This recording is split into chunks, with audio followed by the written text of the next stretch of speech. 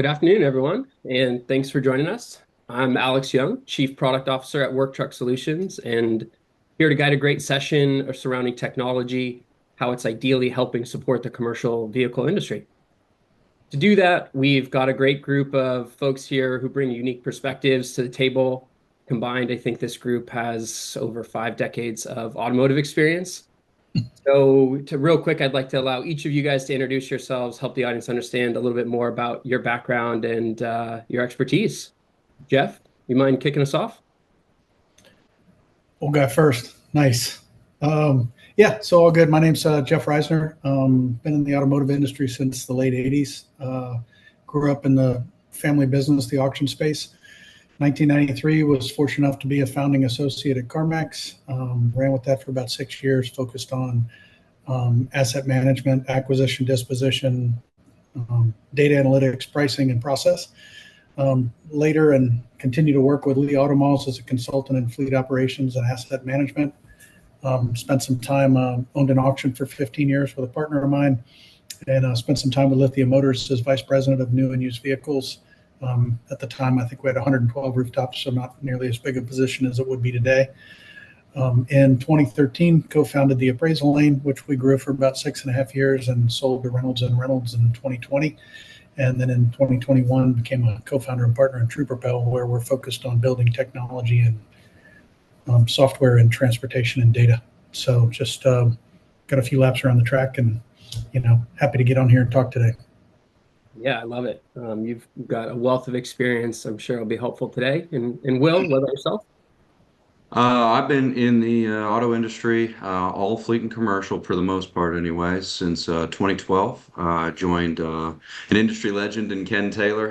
He was a family friend of mine, and joined him after I was done with a lot of college, and started with commercial truck training with Ken, and did that for almost a decade. And then did the COVID pivot that a lot of people ended up doing. And in 2021, when no one had any vehicles anywhere ever, I got the opportunity to work with Nissan and train service advisors and be in service drives and lanes pretty much every single day in Florida, and really see the dealerships in a whole new light for a few years. And then my wife said, "You're gone too much, find something else." And a few different pathways later, I got hooked up with my current employer, and wonderfully so, the One Nexus Group, and they effectively helped to acquire commercial truck training from Ken Taylor and bring it over and have me run that. And I've been doing that for almost 2 years at this point. And it's been awesome. So a lot of training, a lot of coaching, a lot of belly to belly and seminars and situations just like this. So this is right in my wheelhouse. Yeah, I love it. I love it. And obviously, having Ken in your back pocket, that's an amazing resume there. Absolutely. And Eric, what about yourself? My career started 20 years ago, offering tech services to businesses. Over the last 10 years, really focusing on both fintech, really dealer adjacent services, unlocking the entire finance experience for dealerships and their customers. And then over the last year, really worked closely with agentic AI. So really developing AI solutions for businesses, and in particular, working most recently with Alex and the Work Truck team on a pretty cool project. Awesome. Yeah, we're excited. We're excited to make those announcements there. So, thank you, gentlemen. And for those listening, just a little housekeeping before we get started. As you may have heard in other sessions, if you attended any others, feel free to ask any questions in the channel. We'll do our best to address those, so you don't have to hold them till the end. We'd love to get your perspective in and make sure you get the most out of this session. So, without further ado, though, again, this topic for this session is really focused on technology. How do we, as having different perspectives, how do we approach our dealerships? How do dealerships approach technology? And really try to help you guys hopefully walk away with a few nuggets that you can take back into your day-to-day operations. For us, there's, in any industry, even being a technology company versus, sitting in the other seat, being a dealership or an upfitter, there's really no change, or there's no shortage of change. Commercial dealerships are not immune. There's tariffs that I've heard at almost every conference or meeting I've been to. There's always the lovely topic of margin pressure. There's tighter forecasts in the future. But and then on the other side, there's this idea that customers continue to have increasing demands for faster responses, more transparency, better digital experiences, and the list probably goes on. And so a lot from our perspective, when I'm out there talking with dealers, a lot of it is around how do we keep things simple, efficient, effective. And so I hope what you'll hear through this is really how does this group think about cutting through the noise and making sure that we have the right technology, the right process? How do we approach solutions to help support dealers, upfitters, and the broader commercial vehicle industry? So I thought maybe just to even kick things off, really just hearing from this group, from the conversations we have in this space, kind of what's the single biggest pressure or opportunity maybe you see kind of shaping commercial dealerships over the next year? And maybe I'll kick it to Will first. Well, I had the pleasure of about 2 or 3 weeks ago going to the NTEA Executive Leadership Summit where Alex, you and I coincidentally met for the first time, which was cool. And correct me if I'm wrong, but the dominant word in that session was uncertainty, which should come to nobody's surprise. But the dominant theme was turning that uncertainty into opportunity. And so I kind of take that approach, kind of how I'm wired to begin with anyway. And I think when you look at the uncertainty that we're in as an opportunity, if you're selling vehicles, to communicate as much as possible with your network, because there are so many different conversations that you can have, you should really never run out of conversational content with somebody. And that can really fuel the opportunity to build a relationship. Coincidentally, I was in a dealer earlier today in my hometown in Florida, and the guy that I was with pretty much brought up exactly that. Of look, we don't know when things are going to happen, but it's given me an opportunity to stay in constant communication with my customers and prospects. And I think those that take that kind of approach, is it harder? Do you have to be patient? Yes, absolutely. But winners do that. And it can really set you up for some long-term things if you start to focus on being that resource, which is my favorite word in this industry. If you focus on being that resource, you can be kind of that guiding light in the uncertainty, which leads to all kind of opportunity.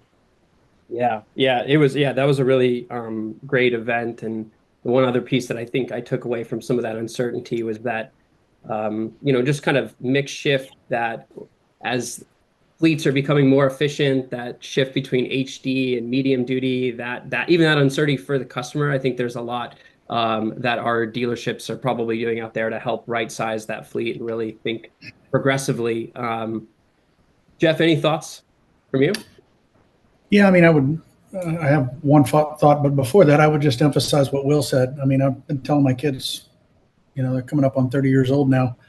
I'm not in the car business. I'm not in the auto business. I'm in the people business. So what you just said about it all starts with communication and collaboration. And if you're staying in touch with people, you're building relationships and they're growing. And then maybe there's no business, utility for you right now in that relationship, but there might be in 6 months or 2 years.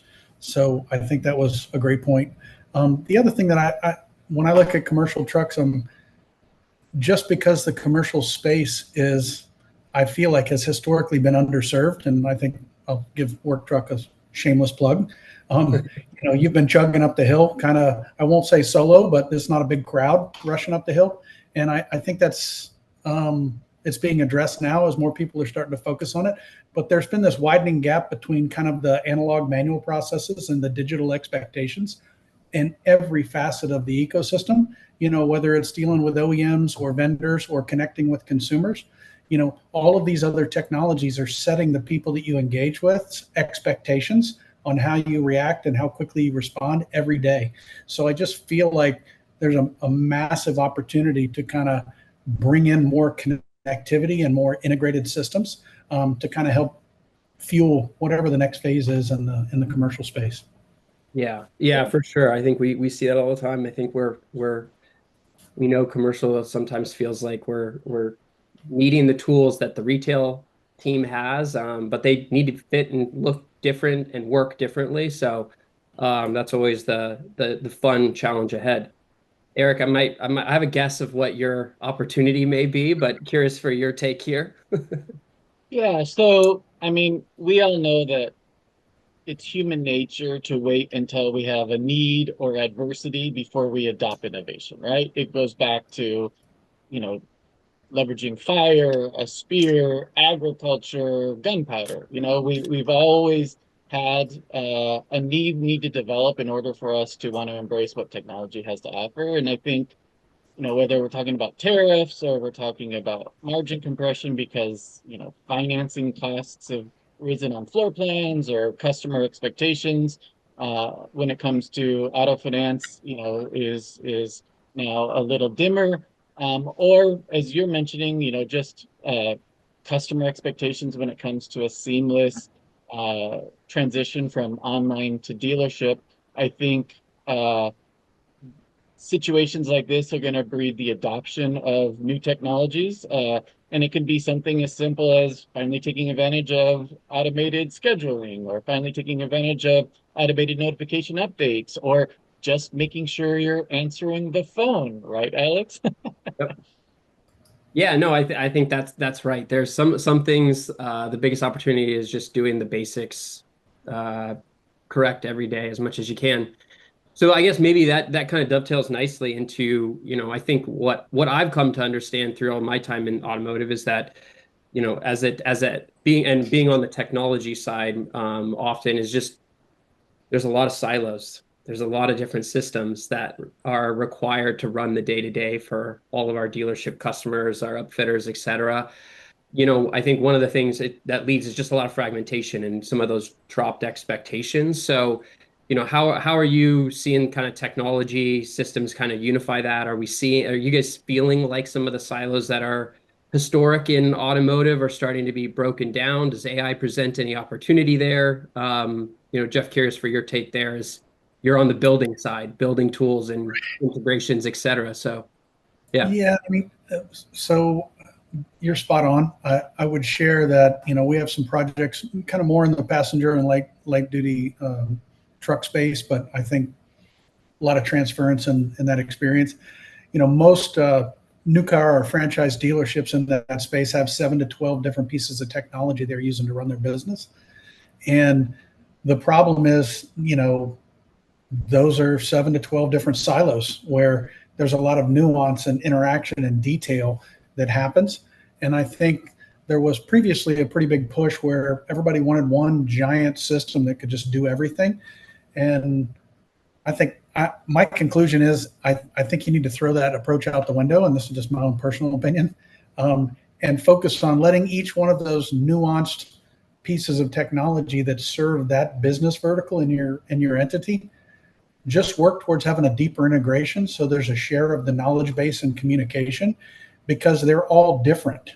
And if you try to make one size fits all, it means everybody's going to have kind of a muted or less than optimal experience, versus letting each vertical have a great experience and then communicating all the salient information real time through deeper integrations, so that you can go as deep as you want to go in each one of those and everybody's up to speed across your organization.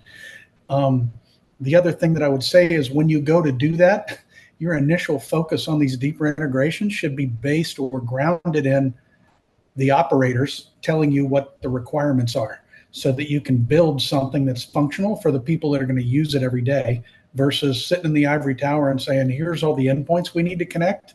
But that person hasn't ridden a desk or been on the front lines for 10 or 15 years. So I think I'll stop there because I could babble on that Yeah. for a while. Yeah. That's the starting point. No, I think that's so true. I mean, data's always been sort of this backbone of what's going to make any of these systems great. But then you're right. It's getting back to the topic is like it's not just about introducing technology for the sake of it. It's got to work into the workflow, and that piece is critical. Will, I saw you kind of shaking your head. Any thoughts on this topic? Yeah, a lot of piggybacking off of what Jeff said, but let me offer my shameless plug for Work Truck Solutions, and that with that coming into the industry, a little bit more than a decade ago. Any technology that comes into fleet and commercial, that is the measuring stick of Work Truck Solutions and how it has changed the game and made things a lot easier. And I think everybody that's bringing something to this industry needs to look at that as a baseline for the impact that it's had and some of the problems that it solves. So hats off to you, Catherine, as always, for what you brought and everybody that works for Work Truck Solutions. But that being said, a lot of what Jeff said, I agree with, but I'll take a different approach on it. It would be wonderful if there were systems that avoided the siloing that you mentioned, Alex. But I mean, everybody's been trying to bring a CRM to fleet and commercial as long as I've been in it. And at One Nexus, we may have that solution. We're doing some piloting with some dealers right now. But what I really want to focus on with this is just two things. One, anything that can help you avoid duplication. That was one of the biggest headaches that I've seen between salespeople, advisors, techs, anybody in the dealership every day. If you have to duplicate something, it is an instant headache or frustration and just kind of brings you down. So if you can avoid that with anything that you're doing, that's a win, whether it's pricing, CRM entry, any kind of details, anything like that. So that's one. And the other is from the siloing perspective, there's only so much you can actually do when it comes to the systems and trying to make them all integrate to each other. They're all going to be siloed to a degree. But what you can do is between departments, you can do your best to try to avoid the siloing between departments. So whether you're fleet and commercial, build that great relationship with the retail people. It's going to be painful at first. They're not going to get it. They're going to steal your stuff. But if you keep that communication open, you maybe take those guys to lunch, whatever it is, they may start to understand how important it is to turn over that lead, for instance. Communicating with the service advisors. They love you guys, really, because it's a heck of a lot easier to deal with that than say the person that comes in and they need a 30-minute oil change and it's just not realistic.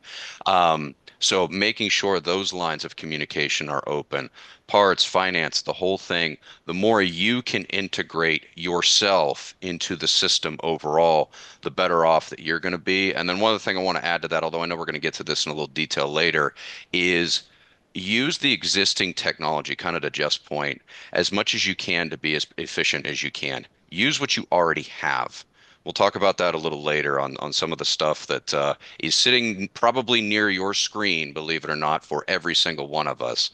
But there's plenty of tech out there that can help us be more efficient. Love it. You gave the teaser. Stay Yeah. tuned. Eric, any thoughts before we move to a topic I think you'll be near and dear to? Sure, absolutely. So another shameless plug for Work Truck. I mean, it started with, digitizing the retail experience, right? There's so much information that somebody needs to know when they're going through the process of trying to buy a vehicle, in particular a vehicle for getting the job done, right? And making that information readily available to a customer before they have to step on the lot, making it easy for them to start the process of identifying what they want to buy and how they're going to pay for it is key, right? And now, as Jeff mentioned, how do we connect those dots? How do we make sure that information is gathered once? And how do we make sure that information is disseminated throughout that entire customer journey? After the customers purchase that vehicle, that information needs to be available to service. Information needs to be available for subsequent transactions, right? And we all know that there have been gaps. We all know that there have been struggles in terms of making those connections. We all know that there's still redundancies in the process. But this is the moment in time when things are hard that you hopefully are focusing on eliminating some of that, right? To Will's point, there is a vast amount of technology at all of our fingertips every moment of the day. Heck, a super powerful tool sits in our pocket most of the day, right? And so there's so many things that we can do with the technology we already have. But the cool thing is that there's now technology, and I'm kind of leading into the next topic, that can actually solve some of those problems for us, right? Unfortunately, technology doesn't always work well together, but there's now ways to bridge those gaps. Yeah, I mean, I think let's dive into that because I think it's hard to have a technology session in this day and age without diving into the topic of AI and how we're all seeing that kind of bear fruit for our own companies and or as we're thinking about applications that go out to dealerships. So, maybe Eric, just give us your take. You're in the heat of it, or in the thick of it, building it, dabbling with it. I'm sure, hopefully, everybody here on the call is using it in their in some form or fashion in their personal life. But yeah, give us a little bit like what are you seeing? What are some of the practical ways that AI could deliver real value for dealerships today? That's not just hype. I think that's the concern I share. I'm sure you all have it. Is it just a two-letter acronym that gets stitched onto every product and comes with a $300 upcharge, or does it deliver real value? There's a lot of smoke and mirrors out there, I guess, is my cynical view sometimes of what I see sitting in my seat. So, Eric, what are your thoughts? Yeah, so I'm actually going to take a step back to my experience in my career, right? Like I was always held responsible for driving revenue, for driving profitability, right? So anytime I was approaching technology in my career, it was how is this technology either going to drive incremental revenue or greater profits, right? And so when you have that kind of pressure, which a lot of us do, you need technology that works. And uh, when I first started to dabble with AI, I started to see that it had the potential of doing that, but also it was quite possible that if deployed incorrectly, it could actually do the opposite of driving revenue, or worse yet, create customer issues or challenges.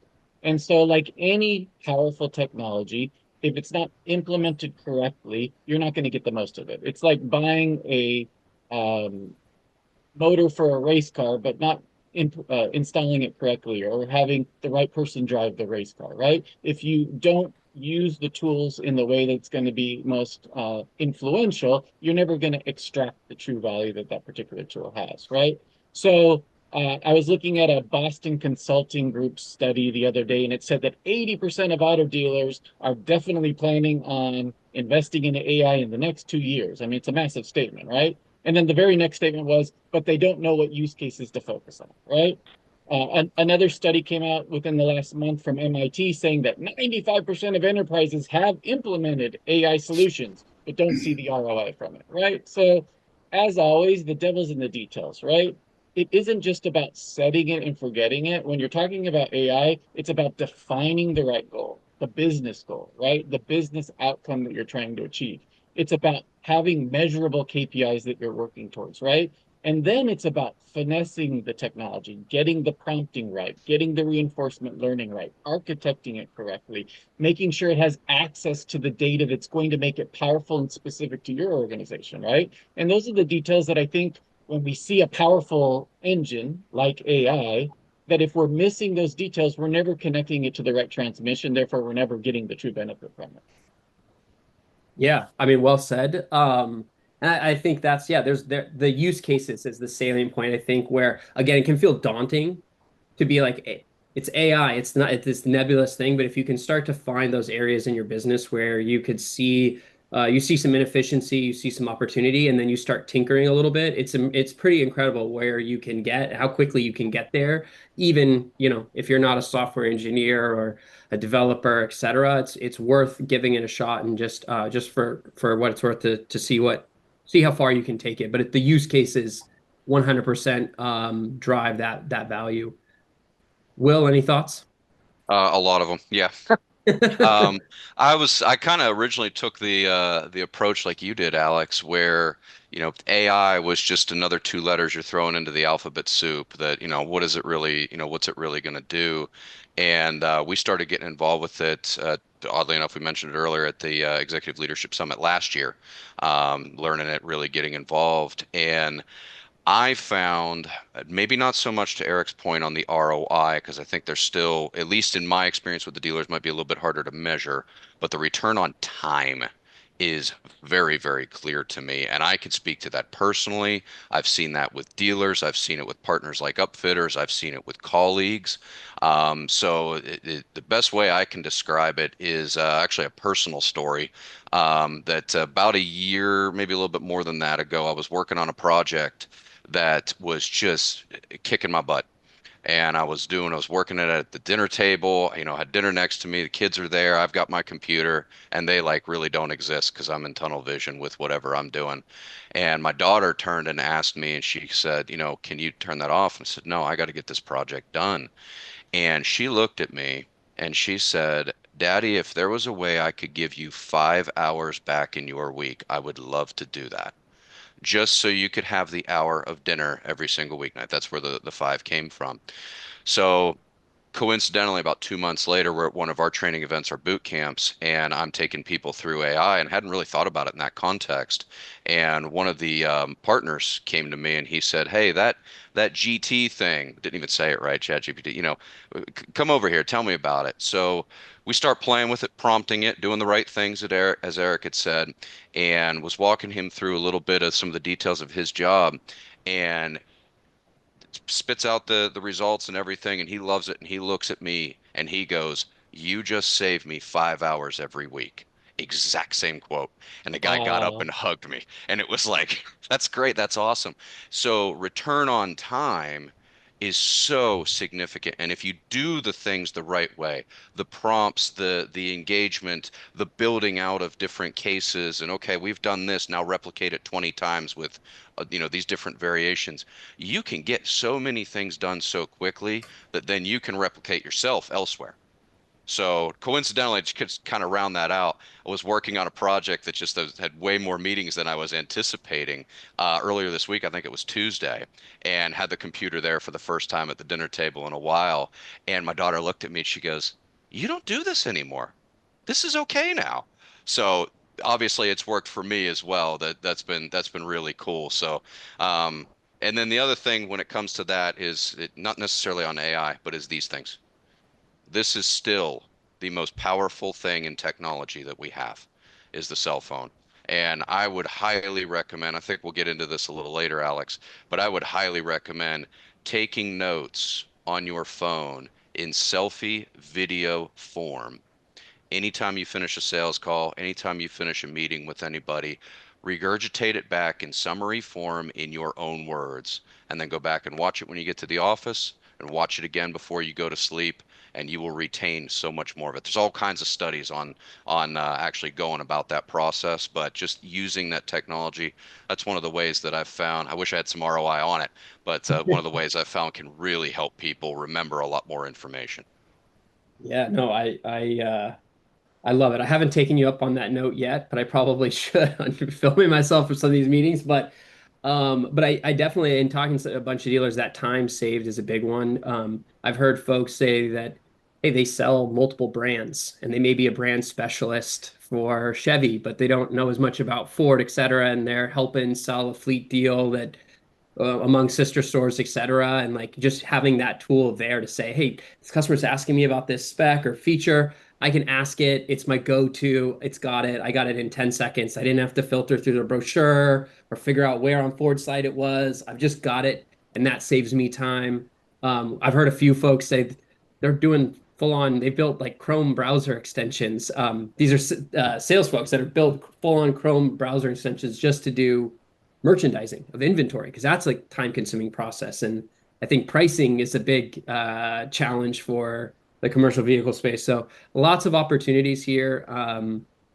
Jeff, any thoughts from your perspective? Yeah, I wasn't going to say anything, but you just flicked me with the pricing thing, which has kind of been that's been the foundation of my career for the last 40 years is around, valuation for acquisition or disposition or pricing.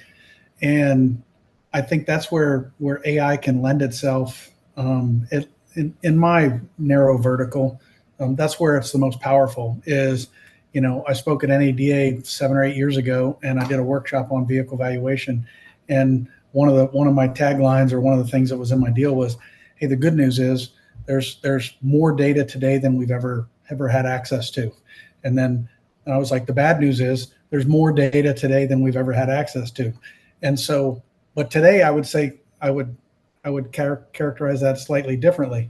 Is I love all that data because AI is such a valuable tool in parsing through that and gleaning insights.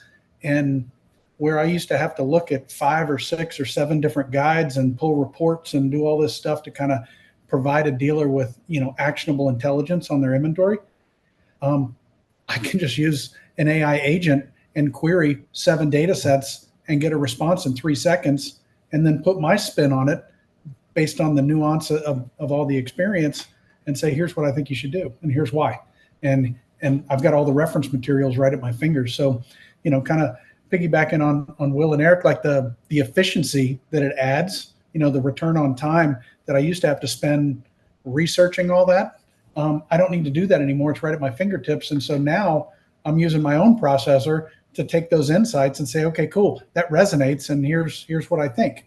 So yeah, anyway, I wasn't planning on saying anything in this section, but you flicked me, so there you got it. So Well, no, just to build on that just a little bit, if you don't mind, Alex, like yeah, of course. we're truly moving into this era where, we were very much focused on these systems of record for so long, right? Let's just capture data and store data. And now we're moving truly into this era of systems of intelligence, right? Systems that provide insight on that data, systems that provide assistance in tasks, right? Systems that allow us to offload some of the things that are burdensome or distract us from true revenue generating activities. And that's what's so exciting about everything you guys are saying, is that's exactly what AI is intended to do, and hopefully is delivering for all of the dealerships that are listening to us today. Yeah. Well, and I think we've spent a little time about fragmentation, siloed data sets, and I think that's one of the opportunities that I see, again, even being able to do it today. Let's pretend for a second all those silos continue to exist. The ability for you to extract that data, and even in a rudimentary sense, go plug that into to an AI system. It can make sense from some of this fairly unorganized data that normally in typical systems like we may be thinking about building, there's relationships that have to be crafted, and there's a lot of heavy lifting, and it takes time, energy that now you're able to start to plug these things in and drive some of that context. As a salesperson, I think there's a big opportunity to say, hey, how do I take maybe even these disparate systems, pull them together, drop that data in, and say, hey, make some sense. Here's a story I think is happening. Can you prove it to be true? Can you prove it to be false? And that could be a very lengthy exercise. I would say make sure you do that. The shameless plug for all the AI companies, make sure you do this under a corporate account, not in the general model. Given you're probably talking some potentially sensitive data. But I do think that there's just a lot there that you can actually accomplish in a short amount of time, and it doesn't have to be expensive either. I think that's one of the other areas that we continually see a lot of improvement in, is how these systems are becoming efficient in time, but also sometimes even in the dollars. And going back to Will's point about, the most valuable thing you can do is spend time with your customer. Like, now you can provide really meaningful insights and really meaningful understandings to their specific situation, because we have so much access to data, and because we have such a powerful tool helping us analyze it. All of a sudden we can provide insights that it would typically take their CFO to spend a couple days crunching, and we can do it as the dealership. We don't need to wait for that information to be sent to them and that information to be regurgitated by one of their team members. And that's exciting when you can have those deeper, more meaningful discussions where all of a sudden you're providing intelligence to their organization, not just vehicles. 100%, because I think, again, we're touching a lot on how does this save time, because what we've heard a lot is there's sometimes a disproportionate than feels fair time spent just trying to get deals done than it is actually selling. And so then when it comes to the selling aspect, do you have the intelligence to meet the buyer where they're at? And I think that's where we, again, sitting in our side, building some of these tools, have the opportunity to help this industry really think about how do we bring that intelligence forward, make it so that you don't have to do all the things that I just mentioned, go to the tools, get all the data, aggregate it. How can we help really support that intelligence and bring that forward? Because I think it's here at our fingertips. It's about pulling it all together and meeting it where, as Jeff said earlier, where the operators need it to be. how they would like it to be, when they need it to be, et cetera. It's right, keeping the kind of the human in the loop on these things and not saying it's going to magically happen with the two-letter word.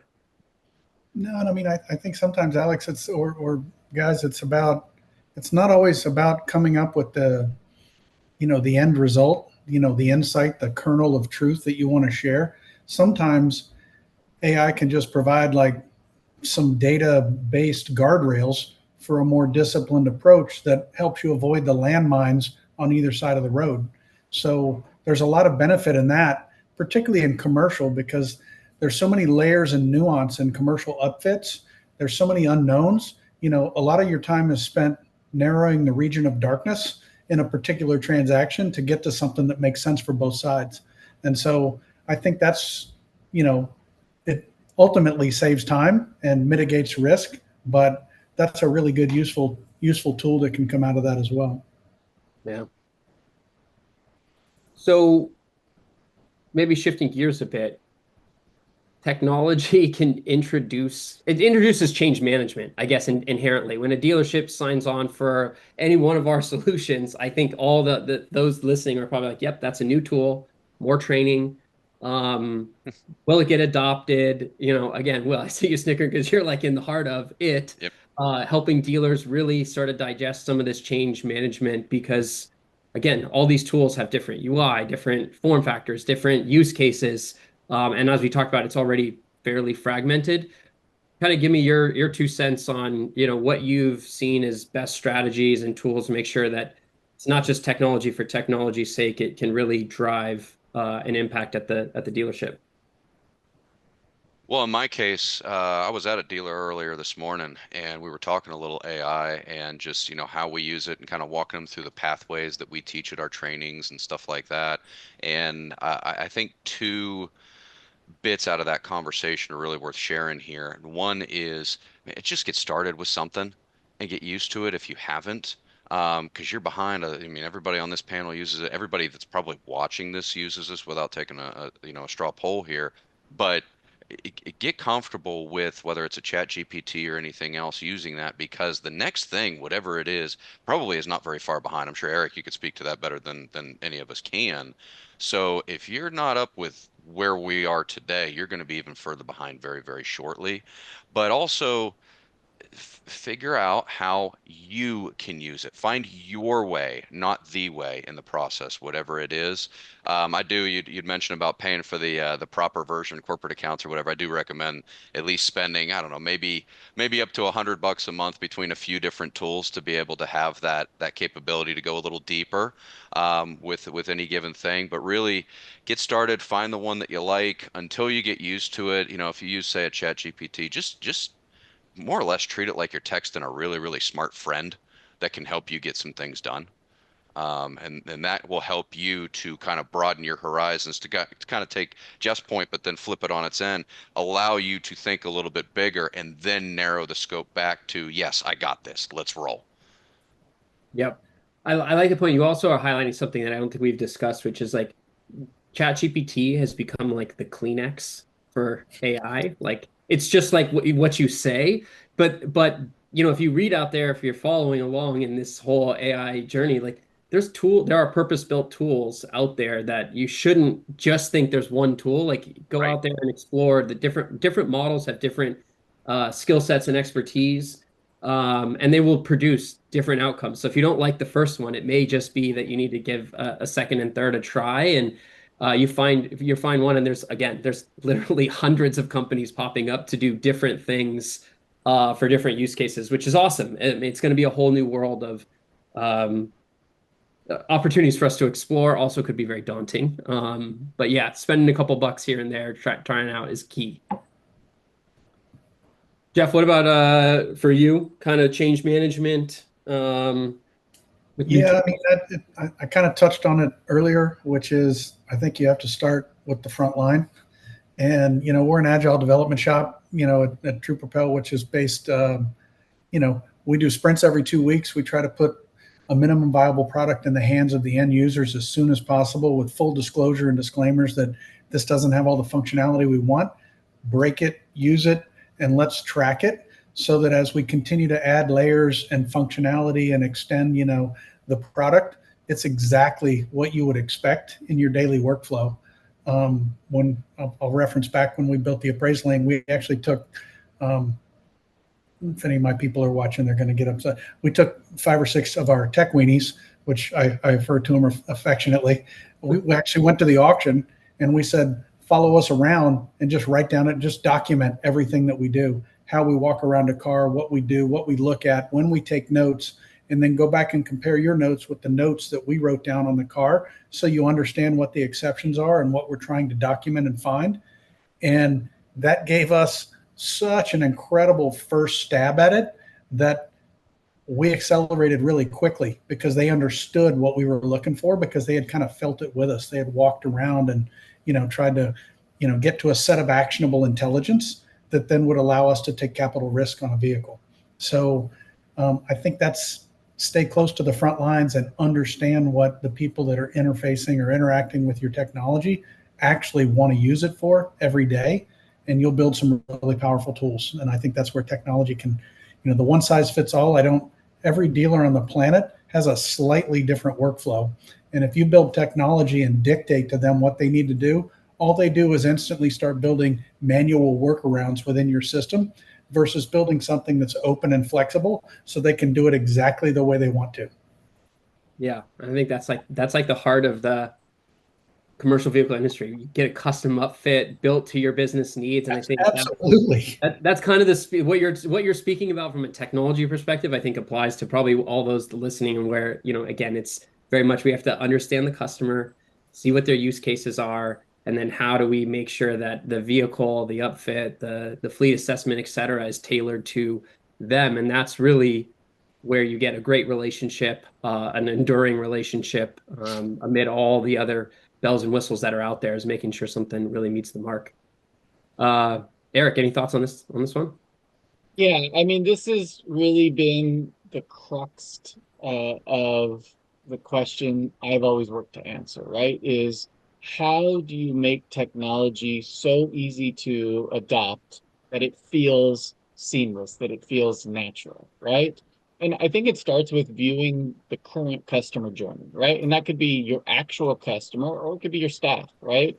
It's what are they doing today? How are they engaging with the current technology? And where do you insert this new technology to either offload work or to save people time, right? And so it starts on your digital retail properties, right? It starts on your online marketplaces. It starts on your inbound calls, right?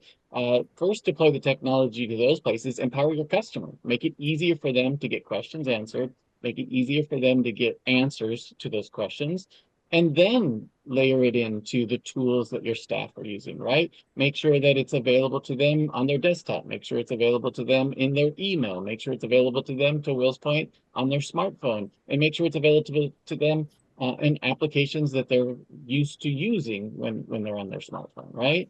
And if we can introduce it in that way and then really focus on the user interface, the user experience, it should just feel natural, right? And that's real success, is when it feels natural, and then all of a sudden you've gained time, and all of a sudden you've gained knowledge, and all of a sudden you've gained a way to enhance the customer experience. That's winning. Yeah.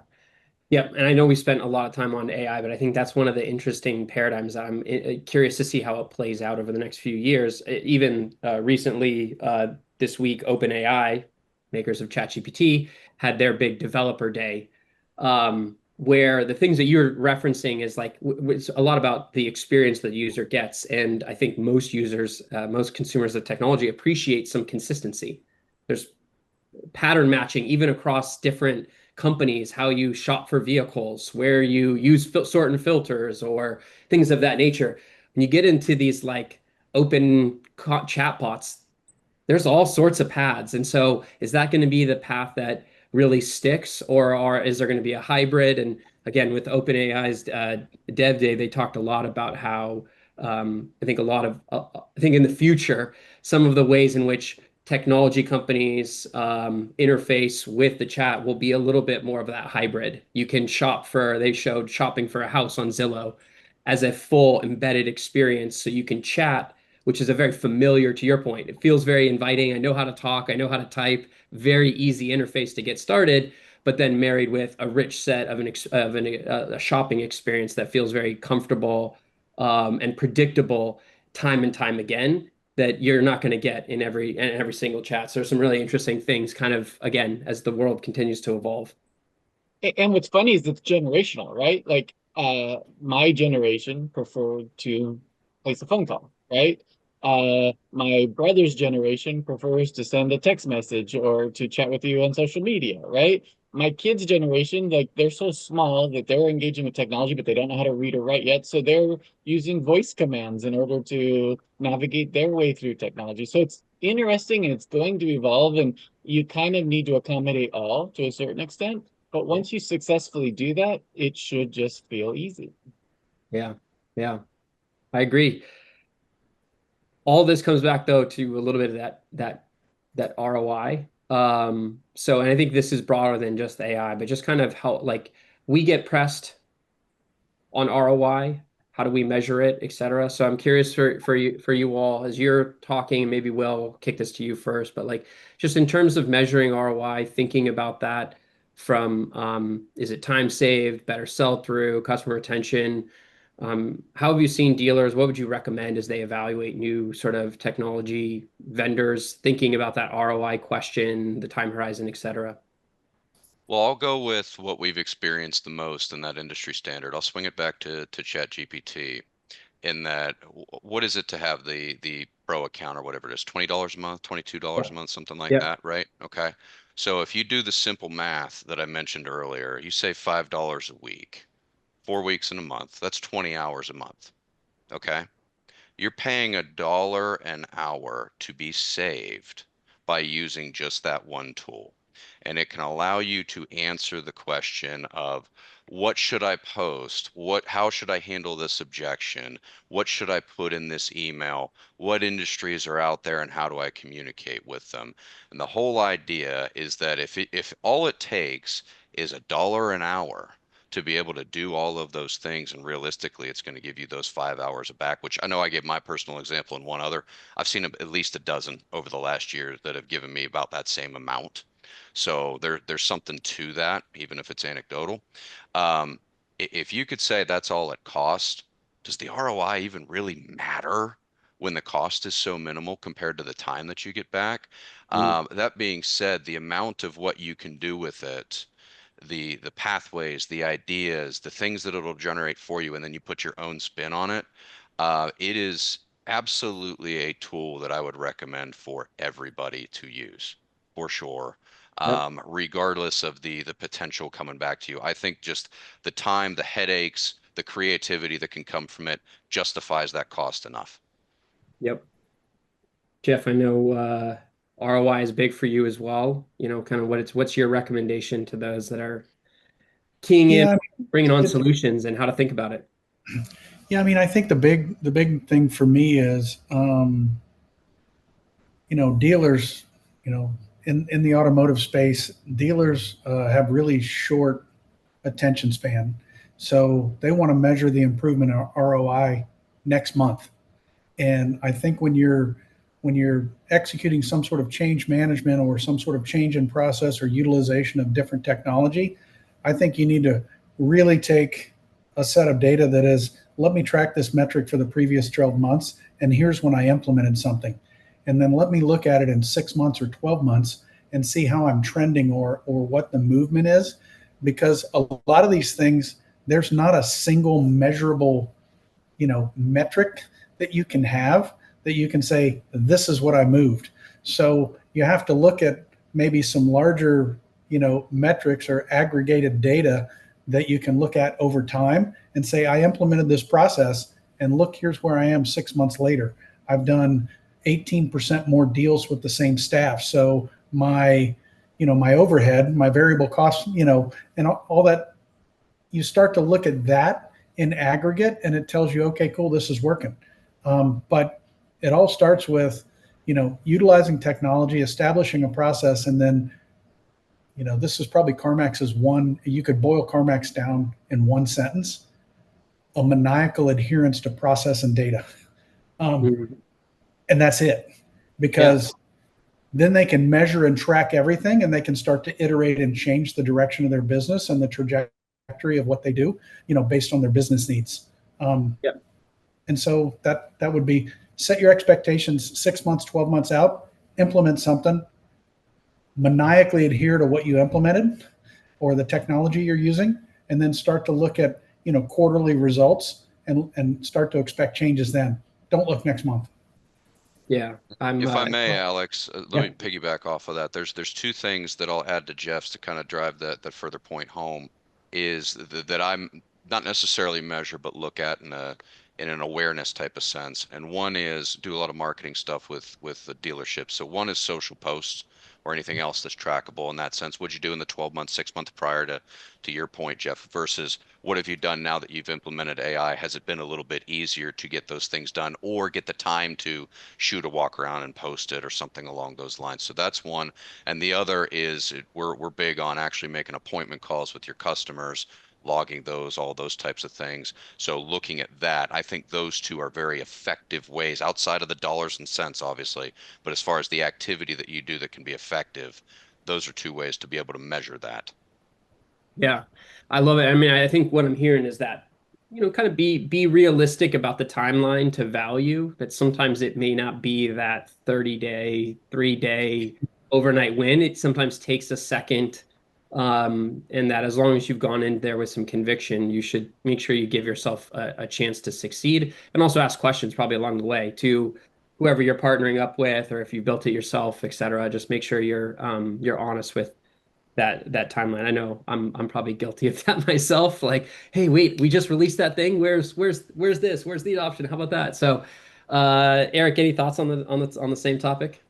Yeah, so somebody I really respect is Richard Branson, and he always said it starts with the customer experience, right? So number one, are you answering the phone calls that you're getting? Number two, are you following up with the leads that you're getting?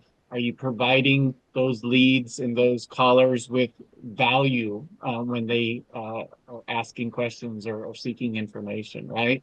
Are you doing a good job of following up with them on, reasonable intervals? And when you follow up with them, are they finding value in that follow up, or is it literally just wasted experience, right?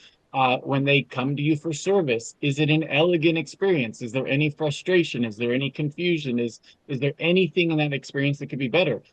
It's the little things that matter, and it starts with the basics. And if the basics are being covered, as long as the technology is helping to empower that, and if it's not, it should be, right? Then hopefully you'll see that ROI. Yeah. Yeah, we have the benefit of seeing some of the basics. We've got our for many of the dealers that participate on Work Truck Solutions, they've got a tracking phone number up there, and we actually see about 47% of calls thus far in 2025 go to some uh, non-revenue generating outcome, I guess is the best way I would put it. Voicemail, not answered, et cetera. And we get it. Like a lot, sometimes it's a lot of the weekends, where dealers we know, especially commercial departments, are after hours. So there's a big opportunity there, no doubt. Um, so we're getting close here. We got about 5 minutes left. I just want to take a second to just thank you guys all for participating in this. It's been a nice time to get to know some of you through this process and certainly hear your perspective today. Um, Kind of wanted to leave everyone who's kind of listening with a forward-looking thought. When you kind of think about the road ahead, the areas that you might recommend dealers focus or lean into when it comes to technology. I think I kind of might know where some of this heads. Um, but where should they place their bets? How should they think about that? And yeah, I'd love to just round out there. Will, any Sure. Yeah. I would say what Eric said just now it really summed it up beautifully of getting the basics down. I'm a big proponent of figuring out what your foundation is and nailing that.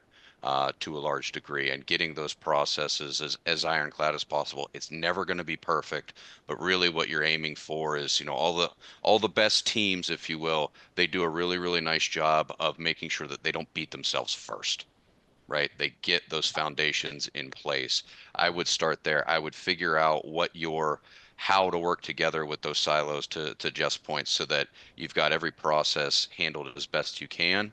Figure out the tools that you're going to move forward and try to maximize those, again, including your phone. And then from there, if you see little things, don't get caught by every shiny new object that's there.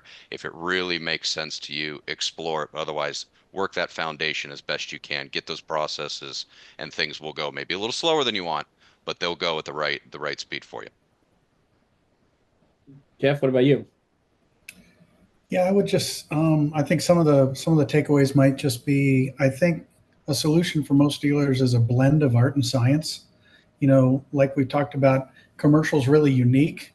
The customers are unique, the product's unique. There's a bunch of different variables in the upfits and the utility of these vehicles.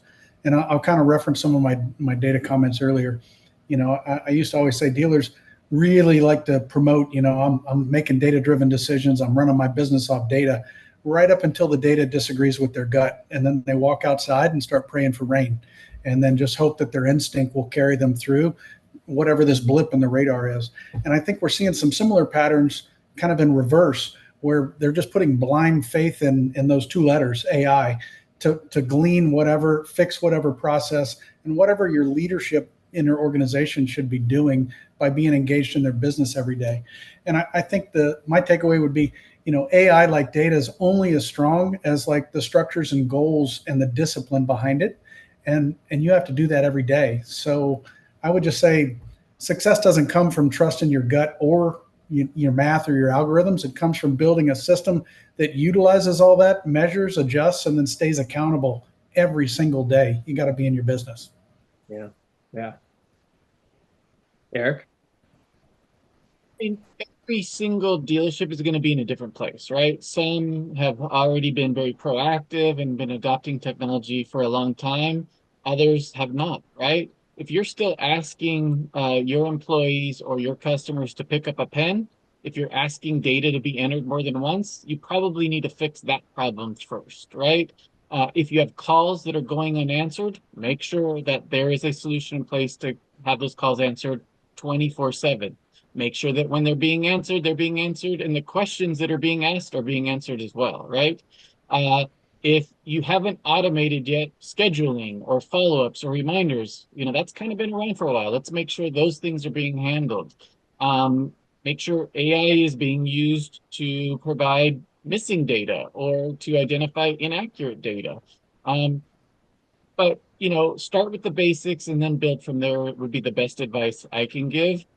But the potential is endless. Like the power of these tools is really amazing. And once you've built the foundation, you can build a pretty powerful enterprise off of that foundation. Yeah. Yeah, I think that's the thing I'd leave the group with is, find that use case. The day-to-day can seem daunting. There's a lot to cover, a lot of ground, a lot of customers, et cetera. But yeah, if you can bubble up that one area, just focus on one, even though there might be 10 others, just find that one and take a crack at it. And you'll be probably pretty surprised where you can get. And make sure you bring your team along too. I think there's a big area here of training and bringing your people along. So again, gentlemen, appreciate the time, appreciate the perspective. And for those listening, thank you for joining the session. Look forward to talking with you soon.